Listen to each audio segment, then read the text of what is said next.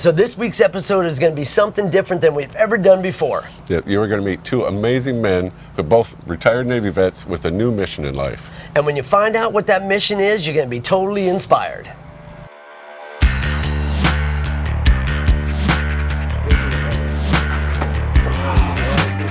Hey, y'all, what's going on, what up, man? Nice to see you, man. How you been? All right. Oh, you brought this guy too, huh? Uh-oh. What's going on, brother? Man, Been yes, all right? sir. How you doing, man? How's it going? Nice to see you. Yeah, Everything good? What's up? You working hard in there? Yeah, always. John Marsack and Nick Zaborski served for 23 years in the United States Navy and retired as Chief Petty Officers and First Class Divers. Man, you ready? Yeah, I'm ready. All right, so now what we're going to do, I'll hold the weight, Nick. You go ahead and get him in. All right, you're locked in. Oh, yeah. Wow. That's kind of heavy. Now in about 10 seconds, he's going to run out of air. This ought to be fun. You getting dizzy yet? After a career like that, you might expect them to kick back and sit on their laurels. Not these guys. Bored with retirement, they started a commercial dive company called Legion Undersea Services. Their military backgrounds uniquely prepared them for disaster response, underwater salvage, repairing hydroelectric dams, and hurricane restoration operations. But it's their new mission that captured our attention. All right, so when did you guys get out of the Navy? What, 17, right? Yeah, got out in 17. So apparently the retirement didn't work for you. The whole time I was in the military, all I wanted to do was get out. and I did. Just kind of took some time off, relaxed after the military, and kind of decompressed a little bit. And then how'd you guys hook back up? Well, I wasn't really happy, man. I basically had everything I ever planned for. My retirement was going well. Yeah. It was going how I planned it. And I called him up and I was like, "Hey, man, are you happy?" Are And you he's like, bored? "Yeah, are you right. bored? Like, are you going crazy?" He's like, "Yeah, man, I need a mission. I need something. I need to do something rewarding." Were you feeling the same way he was? Exactly. It was, when I got out, I had something all set up. I was working Tampa, helping run a sports nutrition company. The job paid great. It was, I did not have to worry about money. That was one thing that I did not have to worry about. But when Nick called me, I was like, yeah, absolutely, man. Now tell us a little bit about what you got going on. You guys are packing up your equipment, ship it out next week. The next month, you guys are leaving and going where? Tell me about it. We've had the unbelievable opportunity to meet back up with some people that we had worked with in the past. This company called Project Recover is a group of civilians, not military, but a group of civilians, but have former military that are running. Actually, the CEO of the company right now is a former Marine Corps pilot. What these men and women of this organization are doing right now is keeping the promise that all military members have made to all of their brothers and sisters, which is, we will not leave you behind, we will always bring you home. Throughout the entire world, the U.S. is the only country that is actively pursuing their missing in action soldiers from past conflicts. World War II, Korea, Cold War, Vietnam, and even the current Gulf War conflicts. There's about 82,000 missing in action soldiers that have not been identified and recovered. We have a lot of U.S. ships sunk, submarines. There are 51 U.S. submarines from World War II that never came home. And that's where we come in, our project of searching for and finding MIAs. Our focus has gone to primarily underwater sites. We have two partners of the University of Delaware, their oceanographic department, and Scripps Institution of Technology out of UC San Diego and their oceanographic department. They have allowed us to expand our mission over the past 5 years now. So we have gone from one country for 1 month, once a year, to going to 9 countries in a year. And the cooperative venue with the two universities, of them doing the wide area searches with their underwater vehicles. And then when we do find something, going back and analyzing it, documenting it, and confirming that it is the aircraft we think it is and does have MIAs, we think, because we're not digging into it at all yet. We then pass that information on to the Defense POW MIA Accounting Agency. They review it, they determine in their mindset, is this crash site a viable site that may have remains, then they'll put it in their list of sites to be recovered. And I'm currently right now in Florida working with Legion Undersea Services, who are all former Navy divers, to embark upon our first joint mission, and for Project Recover, the first actual recovery mission that we're going to be doing for the government. Their backgrounds, their expertise of coming on board with us was just another one of those incredible things that you cannot call a coincidence. Right now, Nick and I have the honor to go to the island nation of Palau, and we will be going there and repatriating some World War II pilots that were shot down during the Battle of Peleliu. What a great thing to be involved in. It's unbelievable. It is the honor of our lifetime, and the crazy thing is that we actually did this mission in the military. Nick has already repatriated men from World War II, but we are going to do that again, and we never in our wildest dreams did we think we were going to have the opportunity to go back and do this again. Now, do you know where you're going, like the area, or are you guys searching? So what Project Recover does, there's 3 stages to it. They'll do a locate, and then they'll do an identify, and then what they would do is they would turn it over to the Department of Defense, Okay. which was JPAC, the Joint Personnel Accountability Command.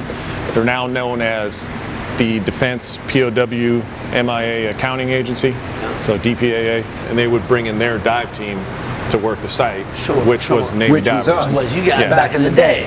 So I was, our team was the DoD's dive team at the time. So Project Recover now is gotten to the point where DoD is letting them do the recovery portions. They needed their own dive team, and then it just kind of seemed like a match made in heaven. So, Can you tell us about, what you're going for a little bit, or is that?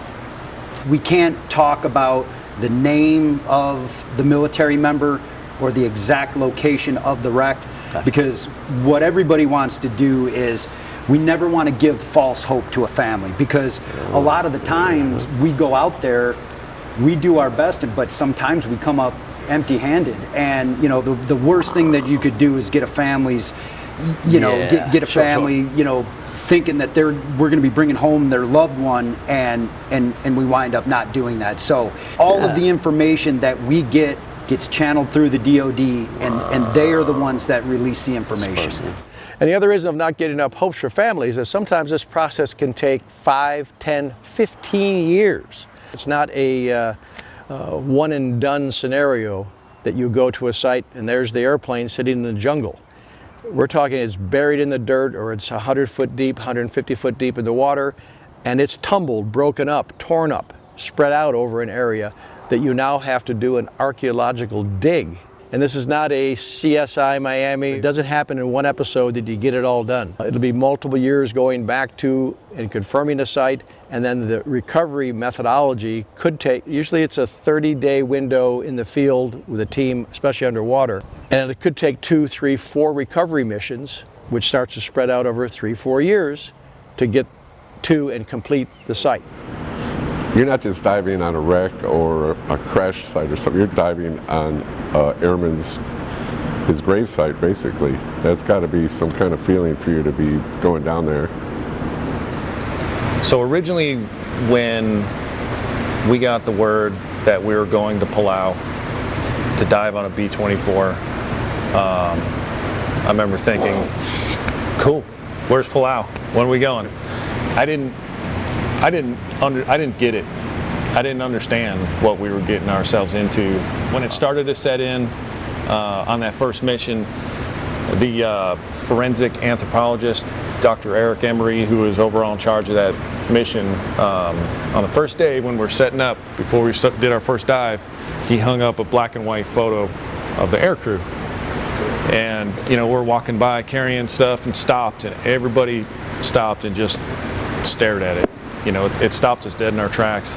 And I remember feeling those guys look a lot like us. We look a lot like them. And if things were different, it could be them looking for us. That's when it started to make sense. It's not just getting the guys back and repatriating them back to the country and taking part in the ceremony of the flag draped coffin and attending the funerals. But it's also the family members and the ripple effects that just seem to go on forever out through the country, you know, in small towns all around America. I don't know if I have words for how impactful it is and how important it is. I can't imagine anything more rewarding to do with the skills that we got in the military, and can't think of anything better that our company could be doing right now.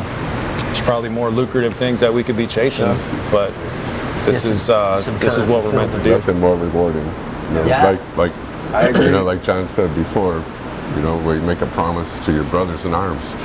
That's right. Don't leave anybody behind. You were there. Right? You made that promise too, brother. That's right. Yeah, and you know, talking about all this stuff, I can't even imagine what kind of closure it brings to the families that are involved in this, right? Yeah, man. We've got a young guy that's helping us out right now who's a volunteer at Project Recover.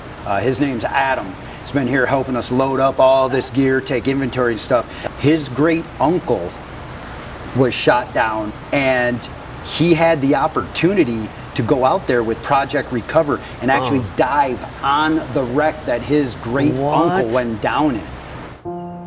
You know, my whole life growing up, we'd always known of my great uncle Bud, but we couldn't get my grandma or my great aunt to really speak of it much because it devastated him. All we knew about him was he went missing. A few years back, the phone rang, and it was Project Recover, and they let us know that they believed that they'd possibly found his Avenger. They sent out for a DNA sample from us, and when we sent it back, it was confirmed that they'd found him, and it was great because that opened everything up. The big changing moment was, you know, your whole life you grow up, you see his picture, and like I say, you almost view him the same as you would just view a character in a story that you're reading. And when we saw that casket come off that airplane, you know, with that American flag over it, that was when just everything became real. The funeral service happened at home in Michigan, and we were invited to that service. And we were having dinner with them, and they asking, you know, what would it take, can we go, you know, to Palau, can we dive the site? None of these people scuba dove. And we said, well, for the minimum, you have to be open water certified. Gave them all here's the rules, that if you want to come, if we're there, we'll more than gladly take you to the site. A year later, he had his 50 scuba dives, open water certified. So he and his mom came to Palau when we were there on a mission, and we took him and his mom to the site, and we dove with him on the site. What was hard is once you get down that deep and you try to prepare to see it, and you try to picture it in your mind how it's going to be, and when you get down there and you know, because you want to picture this intact airplane laying at the bottom of the ocean, and that's just not the case. I mean, when you see just the twisted metal and the force that thing hit the water with, and you actually realize that this isn't just wreckage, this is a grave site. This is where 3 men lost their lives. It's really hard to keep those emotions while you're underwater in check. When you're just a civilian, you know, that has never seen war, it's kind of romanticized in a way. When you actually see that wreckage and the carnage and the force that it took, and you start to think, you know, what were these guys thinking, you know, when this happened? And then you think to yourself that these guys were like 20, 21, you know, John was 24, the pilot, you know, you start thinking about that, and it just really hits you, you know, to be that young. You know, I'm 37 years old, and I can't even imagine what it would be like sitting in the back of a Avenger, you know, where Ora Scharninghaus was sitting. He would have been sitting on the tail. He was the ordnance man, and seeing that starboard wing rip off, and just knowing at 20 years old that you're done. That's a sacrifice that, you know, how do you repay a sacrifice like that? You know, guys like Adam, that's what it's all about. It wasn't until we got back from that mission and we started getting letters, you know, from the family members, you know, seeing letters that said things like, you know, thank you, now I can finally be buried, you know, next to my husband. That stays with you. That really stays with you. And that just, you know, pushed things over the edge emotionally for many of us of what this was meaning to people. That it wasn't just finding an aircraft wreck. is about finding a grave site and bringing that person back home to their family. So what you guys are doing is incredible. Is there anything we could do? How can we help?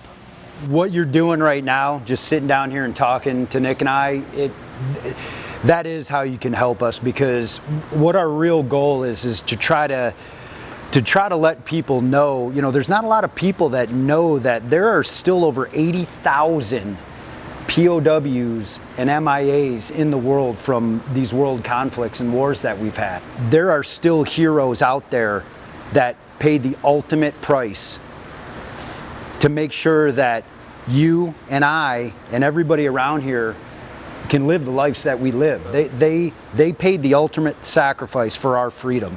It's about giving a sense of closure to the families of the missing, and it's really about bringing them home.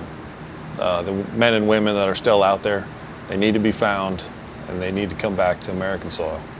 So we really appreciate guys like Rick and Dale coming down and checking us out and spreading the message on what we do.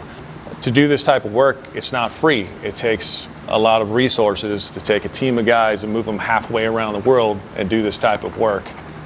And the majority of those funds come from private donations. So if people do feel inclined to go to the Project Recover website, I urge them to do so, and please give what you can. Man, Rick, I had no idea anything like this was happening, and I never even heard of Project Recover. Yeah, I know, and as an ex-Navy guy, it makes me feel good our government is not leaving these heroes behind.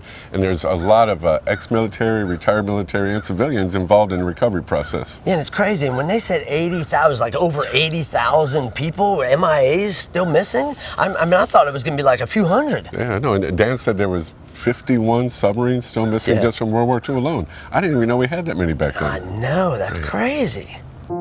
We really want to thank the guys from Legion Undersea Services for taking the time to show us their amazing operation. And thank you, Project Recover, for all that you have been doing for the past 20 years. Please click the link below for more information or to donate to the cause. Thank you.